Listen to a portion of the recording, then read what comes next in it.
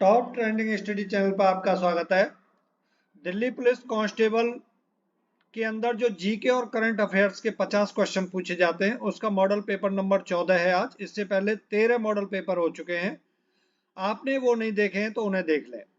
यदि आप चैनल पर नए हैं तो चैनल को सब्सक्राइब करें और वीडियो को लाइक करें। शुरू करते हैं दोस्तों। पहला क्वेश्चन है 2023-24 खरीफ ऋतु के लिए कैबिनेट ने कितनी उर्वरक सब्सिडी को मंजूरी दी है?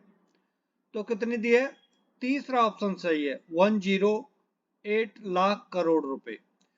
2023-24 के लिए सरकार ने 1.08 लाख करोड़ रुपए की सब्सिडी मंजूरी दी है। नेक्स्ट क्वेश्चन है 1887 में भारतीय राष्ट्रीय कांग्रेस के अध्यक्ष कौन थे? 1887 में भारतीय राष्ट्रीय कांग्रेस के अध्यक्ष कौन थे?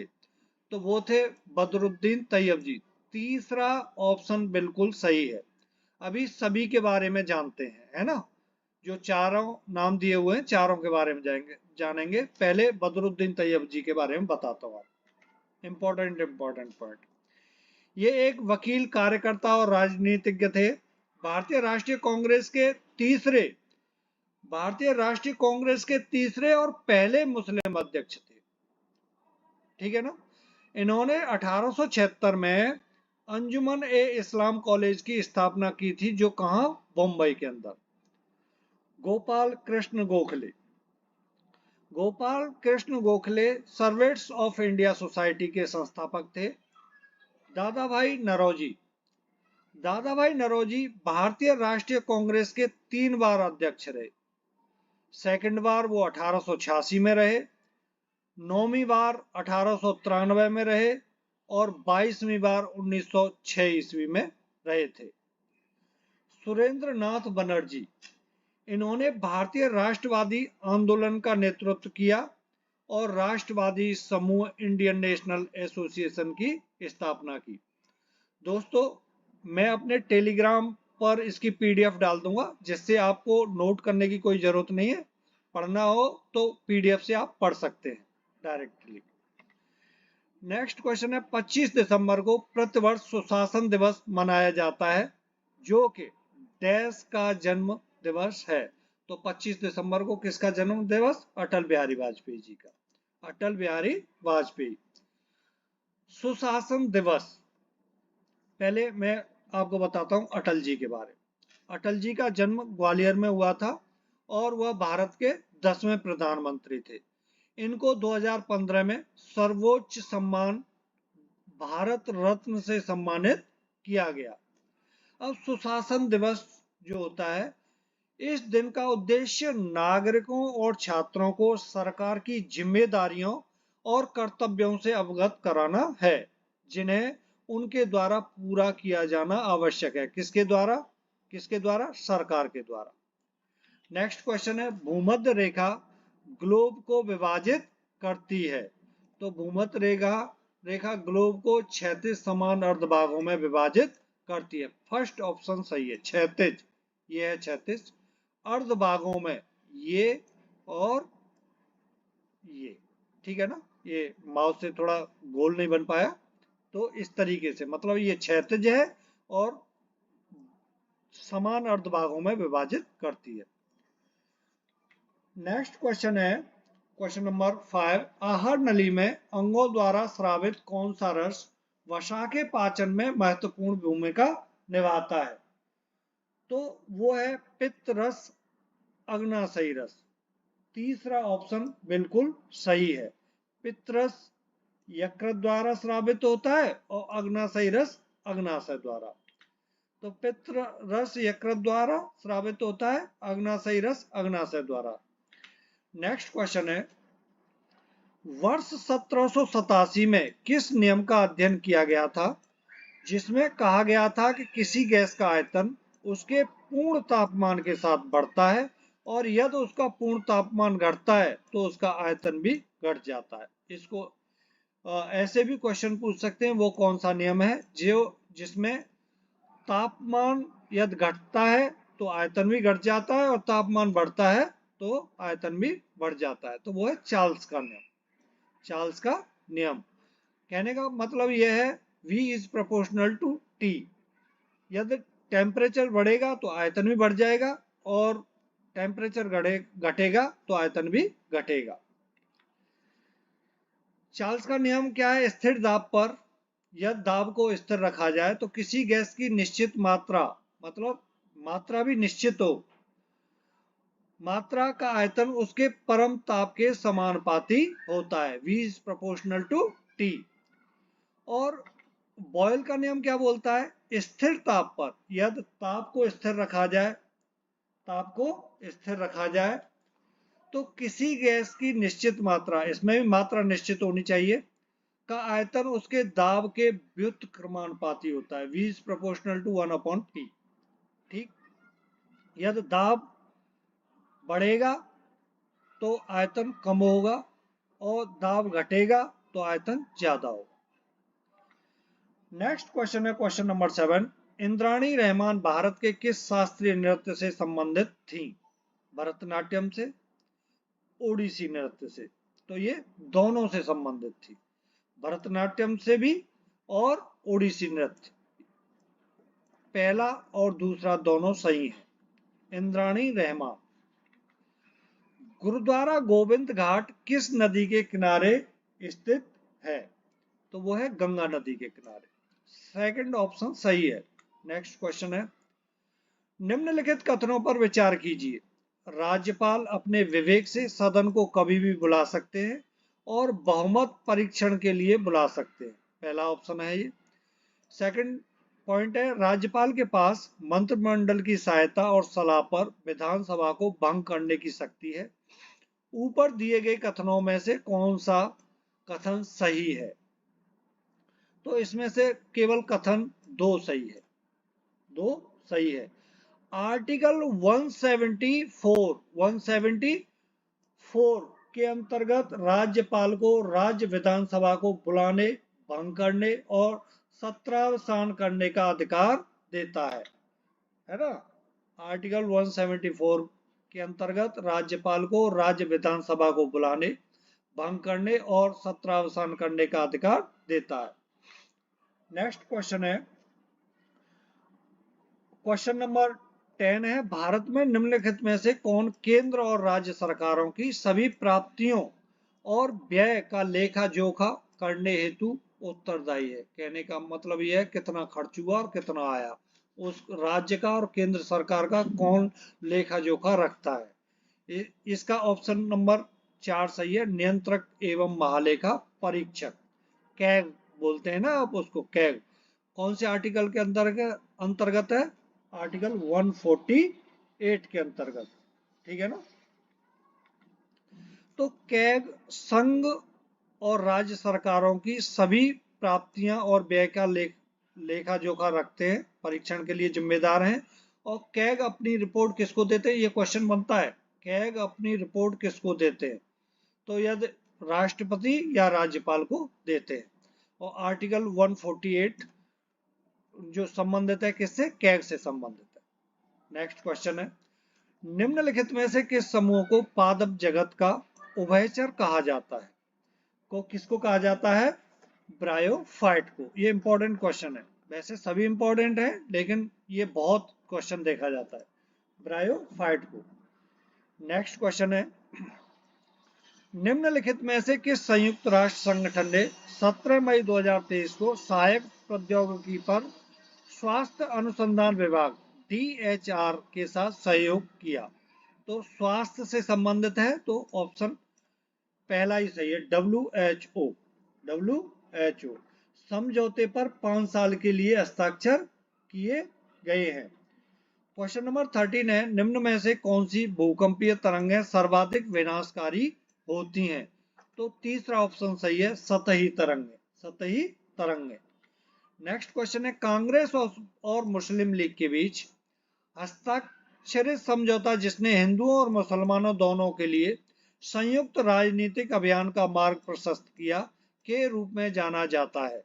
तो वो है लखनऊ समझौता। लखनऊ समझौता। लखनऊ समझौते में भारतीय राष्ट्रीय कांग्रेस और मुस्लिम लीग पार्टी के बीच एक समझौता था जो लखनऊ समझौता था उसमें राष्ट्रीय कांग्रेस और मुस्लिम लीग पार्टी दोनों मिल गए थे लखनऊ समझौते में। नेक्स्ट क्वेश्चन है, लॉरियंस वर्ल्ड स्पोर्ट्स अवार्ड 2023 में कैथरीन डेब्रिनर को डिसेबिलिटी अवार्ड के साथ world sports person of the year दिया गया है, वह किस खेल से जुड़ी हैं? ये आएगा क्वेश्चन, ठीक है ना, ये आपकी किसी भी शिफ्ट में देखने को मिलेगा ये क्वेश्चन। तो वो एक एथलेटिक्स है, ये मैंने फोटो डाला है, आप भूले ना जिससे, ठीक है ना। नेक्स्ट क्वेश्चन है क्वेश्चन नंबर 16, निम्नलिखित में से कौन सा विश्व बैंक द्वारा जारी मानव पूंजी सूचकांक का घटक है? 5 वर्ष से कम आयु के बच्चों की मृत्यु दर, गुणवत्ता समायोजित स्कूली शिक्षा के अपेक्षित वर्ष प्रति व्यक्ति आय। नीचे दिए गए कोड का उपयोग करके सही उत्तर का चयन करें। तो इसमें से केवल एक और दो, कौन सा? 5 वर्ष से कम आयु के बच्चों की मृत्यु दर सही है, गुणवत्ता समायोजित स्कूली शिक्षा के अपेक्षित वर्ष ये सही है, ये गलत है, ठीक है ना। ठीक है, तो पहला ही ऑप्शन सही है, केवल 1 और 2। नेक्स्ट क्वेश्चन है, निम्नलिखित में से किस देश ने मई 2023 में एसीसी मेंस प्रीमियर कप जीता है? किसने जीता? नेपाल ने, नेपाल ने जीता। ये क्रिकेट से संबंधित है, ठीक है ना, नेपाल ने यूएई को हराया था। नेक्स्ट क्वेश्चन है, निम्नलिखित युग्मों में से कौन सा सही सम्मिलित है? दीवान ए बंदगनी फिरोज शाह तुगलक, बिल्कुल सही है भाई ये तो। दीवान ए मुस्तखराज बलवन, ये सही नहीं है। दीवान ए कोही अलाउद्दीन खिलजी, ये भी गलत है। दीवान ए अर्ज मोहम्मद बिन तुगलक, ये भी गलत है। तो कौन सा? केवल ऑप्शन पहला ही सही है, पहला ही सही है। फिर दीवान ए मुस्तखराज किसका था? ये अलाउद्दीन खिलजी का था। दीवान ए अर्ज किसका था? ये बलवन का था। और दीवान ए कोही मोहम्मद बिन तुगलक का था। दीवान ए कोही मोहम्मद बिन तुगलक का था, ठीक है ना।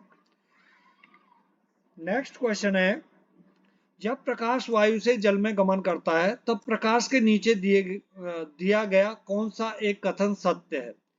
इसके वेग में वृद्धि होती है, इसकी आवृत्ति में कमी होती है, इसकी तरंग दैर्घ्य और आवृत्ति दोनों में वृद्धि होती है, इसकी तरंग दैर्घ्य और वेग दोनों में कमी होती है। यही ऑप्शन मुझे सही लग रहा है, तो यही करेक्ट है, ठीक है ना।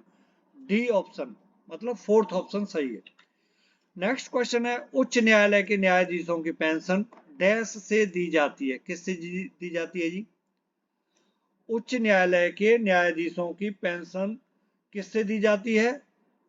भारत के समेकित निधि से दी जाती है, भारत की समेकित निधि से दी जाती है। अच्छा, ये आपको एक इंपॉर्टेंट पॉइंट बताऊं, वेतन जो उच्च न्यायालय के न्यायाधीश हैं उनका वेतन राज्य द्वारा दिया जाता है, लेकिन जितने भी केंद्र सरकार जितनी भी मतलब अपॉइंटमेंट करती है, जो भी जिनकी सर्विस मतलब केंद्र सरकार अपनी तरफ से चयनित करके भेजती है, सर्विस गवर्नमेंट सर्विस जो लगती है, लेकिन उनकी जो पेंशन कहां से मिलती है? केंद्र सरकार द्वारा दी जाती है, उनकी पेंशन केंद्र सरकार द्वारा दी जाती है।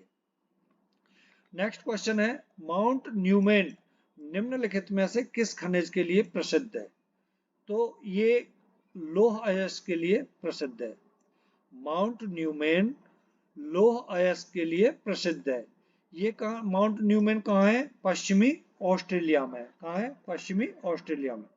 नेक्स्ट क्वेश्चन है, कौन सा राष्ट्रीय उद्यान रॉयल बंगाल टाइगर की आबादी के लिए विख्यात है? कौन सा राष्ट्रीय उद्यान रॉयल बंगाल टाइगर की आबादी के लिए विख्यात है? तो वो कौन सा है? रणथंभौर राष्ट्रीय उद्यान। कहां पर है? ये राजस्थान के अंदर है, ठीक है ना। नेक्स्ट क्वेश्चन है, मई 2023 में फिच ने वित्त वर्ष 2024 के लिए भारत की जीडीपी वृद्धि का अनुमान घटाकर कितने कर दिया है? पहले इसने कितना बताया था? 6.2%, 6.2%, लेकिन अभी कितना कर दिया? 6% कर दिया है, ठीक है ना। 6% कर दिया। नेक्स्ट क्वेश्चन है, हाजी बेगम के नाम से किसे जाना जाता है? हाजी बेगम के नाम से किसे जाना जाता है? तो हाजी बेगम के नाम से बेगा बेगम को जाना जाता है। अच्छा, हमीदा बानो बेगम कौन थी? अकबर की माँ थी, है ना। जो द्वितीय मुगल सम्राट थे हुमायूं की मुख्य संगिनी के रूप में मुगल साम्राज्य की महारानी थी। कौन? बेगा बेगा बेगम, ठीक है, जिन्हें हाजी बेगम के नाम से जाना जाता है, ठीक है ना। इनमें से किस बैंक को भारतीय रिजर्व बैंक ने विदेशी मुद्रा से निपटने की अनुमति दी है? तो क्वेश्चन नंबर 25 किसको दी है? एयू स्मॉल फाइनेंस बैंक को। तीसरा ऑप्शन सही है। नेक्स्ट क्वेश्चन है क्वेश्चन नंबर 26, निम्नलिखित में से किसने 6वें Hollywood critics association HCA film award में सर्वश्रेष्ठ अंतरराष्ट्रीय फिल्म का पुरस्कार जीता है? तो RRR ने जीता है। किसने? RRR ने जीता है। नेक्स्ट क्वेश्चन है, साहित्य अकादमी का मुख्यालय निम्नलिखित में से किस स्थान पर स्थित है? साहित्य अकादमी का मुख्यालय नई दिल्ली में स्थित है। कहाँ स्थित है? नई दिल्ली में स्थित है। नेक्स्ट क्वेश्चन है, संत रविदास जयंती कब मनाई जाती है? संत रविदास जयंती 5 फरवरी को मनाई जाती है। तीसरा ऑप्शन बिल्कुल सही है। नेक्स्ट क्वेश्चन है, 3 सूचियां कौन कौन सी हैं? संघ सूची, राज्य सूची और समवर्ती सूची के तहत किसी भी विषय पर केंद्र शासित प्रदेशों के लिए कानून कौन बना सकता है? भैया कानून तो केवल संसद बना सकती है, संसद बना सकती है। तो सेकंड ऑप्शन बिल्कुल सही है। नेक्स्ट क्वेश्चन है, मौर्य समाज की सही वंशावली निम्नलिखित में से कौन है? मौर्य समाज की सही वंशावली इन चारों ऑप्शनों में से कौन है? तो बिंदुसार, अशोक, चंद्रगुप्त मौर्य। तो ये तो भाई बिल्कुल गलत है। बिंबसार, चंद्रगुप्त मौर्य, अशोक, ये भी गलत है जी। चंद्रगुप्त मौर्य, बिंबसार, अशोक, ये भी गलत है जी। चंद्रगुप्त मौर्य, बिंदुसार और अशोक, ये सही है। फोर्थ ऑप्शन बिल्कुल सही है, क्वेश्चन नंबर 30 का। नेक्स्ट क्वेश्चन है, जीवाणुवीय एवं कवकीय एंजाइम अपरद को सरल कार्बनिक पदार्थों में तोड़ देते हैं। इस प्रक्रिया को डैश कहा जाता है? तो इस प्रक्रिया को अपचय कहा जाता है। क्या कहा जाता है? अपचय। जीवाणुवीय एवं कवकीय एंजाइम अपरद को सरल कार्बनिक पदार्थों में तोड़ देते हैं। इस प्रक्रिया को अपचय कहा जाता है। तो पहला ऑप्शन सही है। नेक्स्ट क्वेश्चन है, भारतीय संविधान के किस भाग में उल्लेख है कि अपनाई गई सरकार का रूप लोकतंत्र है? तो ये भैया प्रस्तावना में है। प्रस्तावना में अपनाई गई सरकार का रूप लोकतंत्र है, ये बताया गया है, ठीक है ना। क्वेश्चन नंबर 33, निम्नलिखित में से कौन सी टीम हाल ही में पहली महिला प्रीमियर लीग चैंपियन बनी है? तो वो बनी है मुंबई इंडियंस। इसने किसको हराया था? दिल्ली कैपिटल्स को हराया था। नेक्स्ट क्वेश्चन है क्वेश्चन नंबर 34, निम्नलिखित में से कौन नई दिल्ली में 25 मार्च 2023 को दिए गए संसद रत्न पुरस्कार के 13वें संस्करण के विजेताओं में से हैं? विद्युत वरण महतो, हाँ जी बिल्कुल है। कुलदीप राय शर्मा, ये भी हैं। हिना विजय कुमार गावती, ये भी हैं। उपरोक्त सभी। फोर्थ ऑप्शन बिल्कुल सही है। नेक्स्ट क्वेश्चन है, किस देश ने 19 जनवरी 2023 को FIH पुरुष हॉकी विश्व कप में क्वार्टर फाइनल में सीधे क्वालिफाई करने के लिए चिली पर रिकॉर्ड तोड़ 14-0 से जीत दर्ज की? 14-0 मतलब उनका खाता ही नहीं खुलने दिया। तो किसने की थी? नीदरलैंड ने। नीदरलैंड से। सेकंड ऑप्शन सही है। नीदरलैंड ने चिली को 14-0 से हराया था। नेक्स्ट क्वेश्चन है, गोची उत्सव भारत के किस राज्य में मनाया जाता है? गोची उत्सव भारत के हिमाचल प्रदेश में मनाया जाता है। तीसरा ऑप्शन बिल्कुल सही है, हिमाचल प्रदेश में गोची उत्सव मनाया जाता है। नेक्स्ट क्वेश्चन है, निम्नलिखित में से क्या राष्ट्रीय आय के अनुमान में शामिल है? इनमें से क्या शामिल है? निम्नलिखित में से क्या राष्ट्रीय आय के अनुमान में शामिल है? रेस्तरों द्वारा खरीदी गई शर्करा, ना जी ना। परिवार द्वारा वस्तुओं और सेवाओं पर उपगत किया गया व्यय, ये सही है, ठीक है ना। कर्मचारी द्वारा समझ, ये भी गलत है, फिर ये भी गलत है, ठीक है ना। सेकंड ऑप्शन इसका सही है, परिवार द्वारा वस्तुओं और सेवाओं पर उपगत किया गया व्यय। नेक्स्ट है, निम्नलिखित पल्लव राजाओं में से किसने कांची में कैलाशनाथ मंदिर बनाया? किसने बनाया था? नरसिम्हा वर्मन सेकंड ने।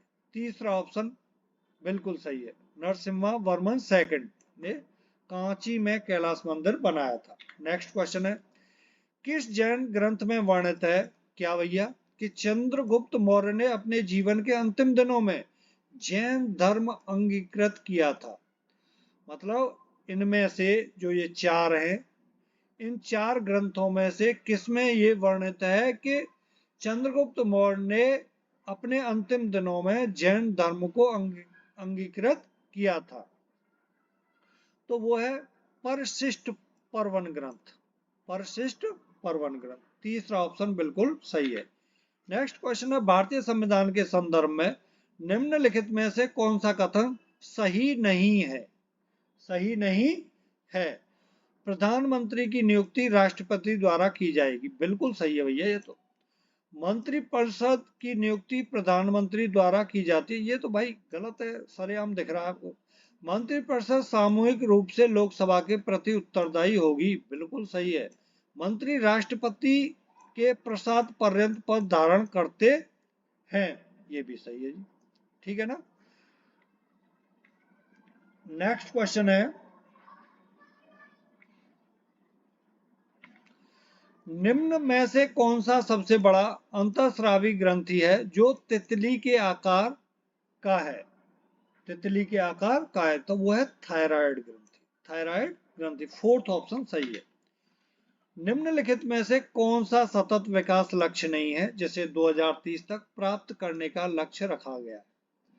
मतलब इन चारों में से तीन तो हैं जो सतत विकास लक्ष्य के अंतर्गत आते हैं, जो 2030 तक प्राप्त करने का लक्ष्य रखा है, लेकिन एक उनमें से नहीं है, तो वो कौन सा है? लैंगिक समानता है जी, अंतरिक्ष अनुसंधान नहीं है जी, शून्य भूख बिल्कुल सही है, अच्छा स्वास्थ्य और कल्याण बिल्कुल सही है, तो हमारा ऑप्शन सेकंड सही है। नेक्स्ट है, सरकार की सार्वजनिक वित्तीय प्रबंधन प्रणाली, जिसको PFMS बोला जाता है, का प्रायोजन है, क्या है भैया? सरकार के बाहरी ऋण की निगरानी करना, ना जी। भारतीय रिजर्व बैंक से राज्य सरकार की उधारी का प्रबंधन करना, बिल्कुल नहीं। वित्तीय वर्ष के लिए राजस्व का अनुमान लगाने के लिए विभिन्न विभागों और मंत्रालयों की सहायता करना, ना जी ना। फोर्थ ऑप्शन सही है, आयोजन योजनाओं के कार्यान्वयन में सार्वजनिक उत्तरदायित्व सुधारना, फोर्थ ऑप्शन सही है। नेक्स्ट क्वेश्चन है, सितार कौन सी ऊर्जा किस प्रकार की ऊर्जा में परिवर्तित होती है? देखो, सितार बजाते हो, है ना, जब आप सितार बजाते हैं तो यांत्रिक ऊर्जा होगी वो, तो यांत्रिक ऊर्जा भाई विद्युत ऊर्जा में तो जाती नहीं, ठीक है, मतलब यांत्रिक ऊर्जा होगी। ये ऑप्शन तो वैसे ही गलत हो गए, पहला ऑप्शन गलत, और ये भी, है ना। तो बजाते हैं यांत्रिकी है ना वो, तो क्या ध्वनि उत्पन्न होती है? तो यांत्रिक ऊर्जा से ध्वनि ऊर्जा, सेकंड ऑप्शन बिल्कुल सही है। नेक्स्ट क्वेश्चन है, निम्नलिखित में से कौन सा रासायनिक उर्वरक है? तो इनमें से रासायनिक उर्वरक कौन सा है? Potash muriate, potash muriate, second option बिल्कुल सही है। नेक्स्ट है, the test of my life किस भारतीय क्रिकेटर द्वारा सह लिखित आत्मकथा है, जिसने वर्ल्ड कप 2011 जिताया था? मैन ऑफ द सीरीज रहे थे Yuvraj Singh. Yuvraj Singh, the test of my life Yuvraj Singh द्वारा लिखित है। नेक्स्ट है, निम्नलिखित में किसका उपयोग माचिस की तीली में किया जाता है? क्वेश्चन नंबर 47 है, निम्नलिखित में से किसका उपयोग माचिस की तीली में किया जाता है? तो लाल फास्फोरस का किया जाता है। सेकंड ऑप्शन सही है। नेक्स्ट है, गोविंद स्वरूप पुरस्कार 2023 से किसे सम्मानित, इंपॉर्टेंट क्वेश्चन है, आएगा किसी न किसी से, वेरी वेरी इंपॉर्टेंट है, ठीक है ना। गोविंद स्वरूप पुरस्कार 2023 से किसे सम्मानित किया गया है? तो किसे सम्मानित किया गया है? जयंत विष्णु नार्लिकर। फोर्थ ऑप्शन बिल्कुल सही है। नेक्स्ट है, भारतीय स्वतंत्रता संग्राम के दौरान प्रार्थना समाज की स्थापना किसने की थी? तो आत्माराम पांडुरंग ने की थी। आत्माराम पांडुरंग ने प्रार्थना समाज की स्थापना की थी 1867 ईस्वी में, 1867। नेक्स्ट क्वेश्चन है,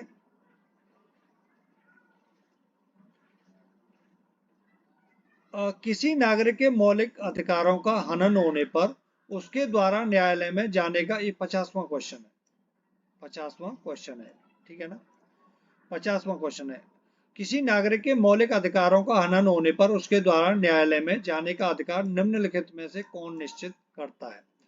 तो कौन निश्चित? संवैधानिक उपचारों का अधिकार, संवैधानिक उपचारों का अधिकार, ठीक है ना।